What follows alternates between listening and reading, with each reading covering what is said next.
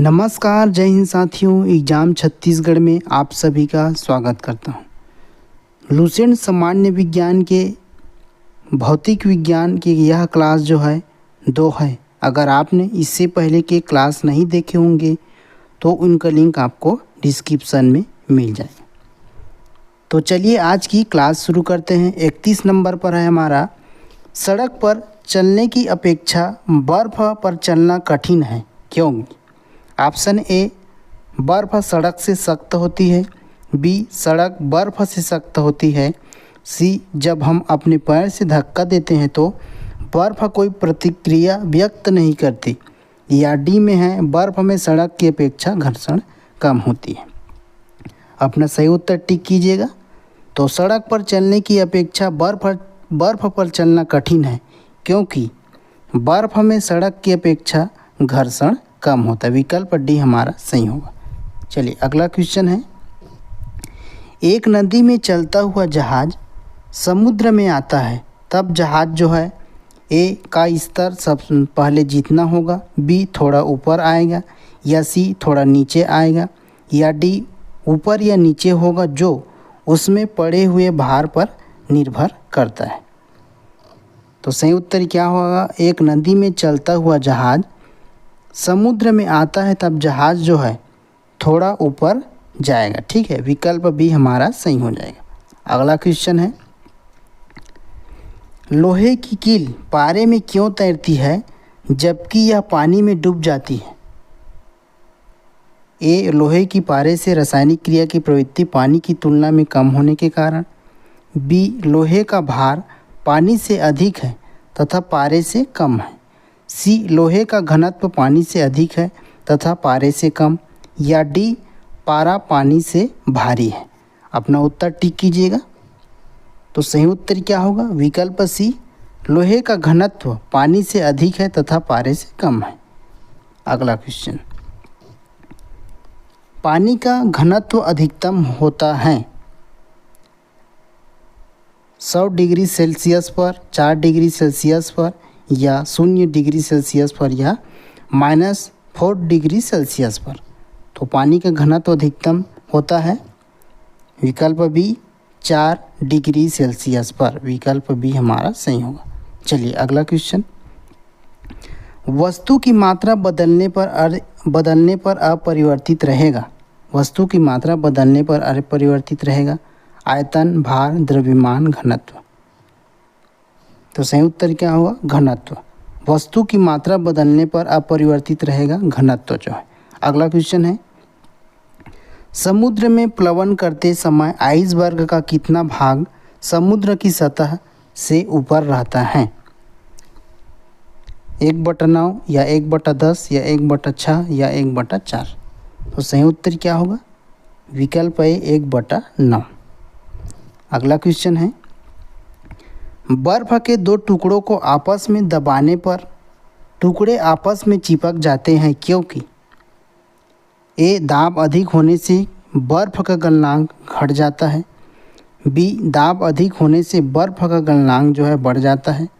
या सी, दाब अधिक होने से बर्फ का गलनांक पहले घटता है फिर बढ़ता है।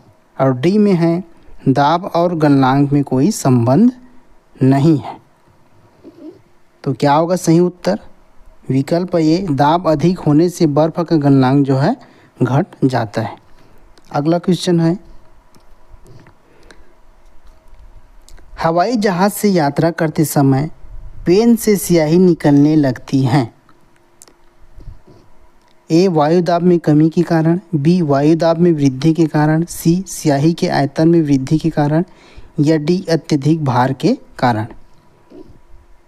तो हवाई जहाज़ से यात्रा करते समय पेन से स्याही निकलने के क्या कारण है? तो वायु दाब में कमी के कारण। विकल्प ए हमारा सही हो जाएगा। अगला क्वेश्चन है,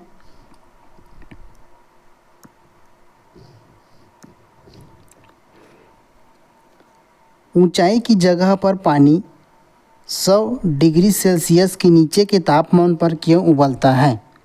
विकल्प है, क्योंकि वायुमंडलीय दाब कम हो जाता है अतः उबलने का बिंदु नीचे आ जाता है। बी, क्योंकि गुरुत्वाकर्षण कम होता है।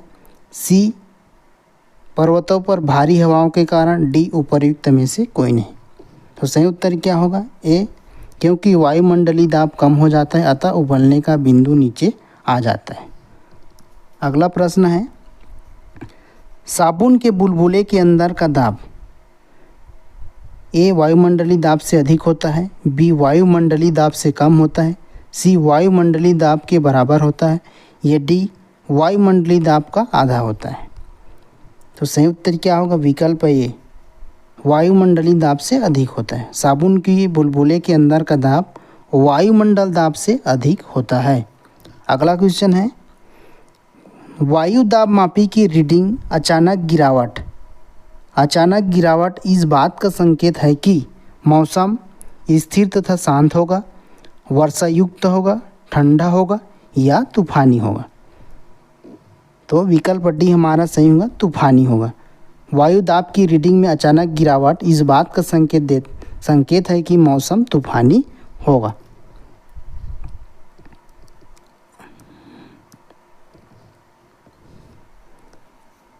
बयालीस नंबर पर है, प्रेशर कुकर में खाना जल्दी पकता है क्योंकि। प्रेशर कुकर में खाना जल्दी पकता है क्योंकि विकल्प ए, अधिक दाब पर पानी कम तापक्रम पर उबलने लगता है, बी, अधिक दाब पर पानी अधिक तापक्रम पर उबलने लगता है, या सी, पानी 100 डिग्री सेल्सियस पर ही उबलता है लेकिन अधिक दाब पर ऊष्मा की मात्रा अधिक होती है, या डी, कुकर के अंदर संवहन धाराएं उत्पन्न हो जाती हैं। तो प्रेशर कुकर में खाना जल्दी पकता है क्योंकि अधिक दाब पर पानी अधिक तापक्रम पर उबलने लगता है। अगला क्वेश्चन है, हाइड्रोजन से भरा रबड़ का गुब्बारा वायु में ऊपर जाकर फट जाता है क्योंकि। हाइड्रोजन का भार बढ़ जाता है, वायु दाब बढ़ जाता है, हाइड्रोजन का दाब घट जाता है या वायु दाब घट जाता है। तो सही उत्तर क्या होगा? विकल्प डी, वायु दाब घट जाता है। हाइड्रोजन से भरा रबड़ का गुब्बारा वायु में ऊपर जाकर फट जाता है क्योंकि वायु दाब घट जाता है। अगला क्वेश्चन है, सूर्य में निरंतर ऊर्जा का सृजन यानी क्रिएशन किस कारण होता है? नाभिकीय संलयन, नाभिकीय विखंडन, रेडियो सक्रियता या कृत्रिम रेडियो सक्रियता। तो सही उत्तर क्या होगा? विकल्प ए, नाभिकीय संलयन। अगला क्वेश्चन है, चाबी भरी घड़ी में कौन सी ऊर्जा होती है? गतिज ऊर्जा, स्थितिज ऊर्जा, यांत्रिक ऊर्जा या संचित ऊर्जा। तो चाबी भरी घड़ी में स्थितिज ऊर्जा होती है। विकल्प भी हमारा सही होगा। अगला क्वेश्चन है, अगर आपने हमारे टेलीग्राम चैनल को ज्वाइन नहीं किए होंगे तो ज्वाइन कर लीजिएगा। इसमें आपको डेली की quiz, study material, job update की जानकारियाँ मिलती रहती हैं। चलिए, जब हम रबड़ के गद्दे वाली सीट पर बैठते हैं या गद्दे पर लेटते हैं तो उसका आकार परिवर्तित हो जाता है। ऐसे पदार्थ में पाया जाता है गतिज ऊर्जा, स्थितिज ऊर्जा या संचित ऊर्जा या विखंडन ऊर्जा। तो सही उत्तर हो जाएगा स्थितिज ऊर्जा। विकल्प भी हमारा सही होगा। अगला क्वेश्चन है, निम्नलिखित में से किसमें गतिज ऊर्जा नहीं है? चली हुई गोली, बहता हुआ पानी, चला हथौड़ा या खींचा हुआ धनुष। तो किसमें गतिज ऊर्जा नहीं है? खींचा हुआ धनुष में गतिज ऊर्जा नहीं है। अगला क्वेश्चन है, जब एक चल वस्तु की गति दुगुनी हो जाती है तो उसकी गतिज ऊर्जा दुगुनी हो जाती है या चौगुनी हो जाती है, या समान रहती है या 3 गुनी बढ़ जाती है। तो विकल्प भी हमारे सही होगा, चौगुनी हो जाती है। अगला क्वेश्चन है, निम्नलिखित में से कौन सा नियम इस कथन को वैध ठहराता है कि द्रव्य का न तो सृजन किया जा सकता है और न ही विनाश? ऊर्जा संरक्षण का नियम, ले सटेलिए का नियम, द्रव्यमान संरक्षण का नियम या परासरण का नियम। आपको मालूम होगा विकल्प ये हमारा सही होगा, ऊर्जा संरक्षण का नियम। अगला क्वेश्चन है, साइकिल चलाने वाला मोड़ लेते समय क्यों झुकता है? विकल्प ए, साइकिल और आदमी की गति समान होनी चाहिए वरना साइकिल फिसल जाएगी। बी में दिया है वह झुकता है ताकि गुरुत्व केंद्र के अंदर बना रहे, वह उसे गिरने से बचाएगा। या सी कहता है वह झुकता है कि ताकि वक्र मार्ग पर चलने के लिए पहियों पर दबाव डाला जा सके। या सी है वह झुकता है ताकि वक्र को और तेजी से पार कर सके। तो सही उत्तर क्या होगा? विकल्प भी हमारा सही होगा। साइकिल चलाने वाला मोड़ लेते समय क्यों झुकता है? वह झुकता है ताकि वह गुरुत्व केंद्र आधार के अंदर बना रहे, वह उसे गिरने से बचाएगा। अगला क्वेश्चन, दूध से क्रीम निकालने में कौन सा बल लगता है? काफ़ी मोस्ट इम्पॉर्टेंट प्रश्न है ये। अपकेंद्रीय बल, अभिकेंद्रीय बल या उपकेंद्रीय बल या बाह्य बल? तो सही उत्तर होगा विकल्प ये, अपकेंद्रीय बल यानी सेंट्रीफ्यूगल फोर्स। अगला क्वेश्चन, जब एक पत्थर को चांद की सतह से पृथ्वी पर लाया जाता है तो इसका द्रव्यमान बदल जाएगा या इसका भार बदल जाएगा, परंतु द्रव्यमान नहीं। और भार और द्रव्यमान बदल जाएंगे, न तो द्रव्यमान और न ही भार बदलेंगे। तो सही उत्तर क्या होगा? विकल्प भी, जब एक पत्थर को चांद की सतह से पृथ्वी पर लाया जाता है तो इसका भार बदल जाएगा, परंतु द्रव्यमान नहीं, याद रखना। अगला क्वेश्चन 53 में है, किसी लिफ्ट में बैठे हुए व्यक्ति को अपना भार कब अधिक मालूम पड़ता है? जब लिफ्ट त्वरित गति से आ रही हो, जब लिफ्ट त्वरित गति से ऊपर जा रही हो, या समान वेग से नीचे आ रही हो, समान वेग से ऊपर जा रही हो। विकल्प भी हमारा सही होगा। जब किसी लिफ्ट में बैठे हुए व्यक्ति को अपना भार कब अधिक मालूम पड़ता है? जब लिफ्ट त्वरित गति से ऊपर जा रही हो।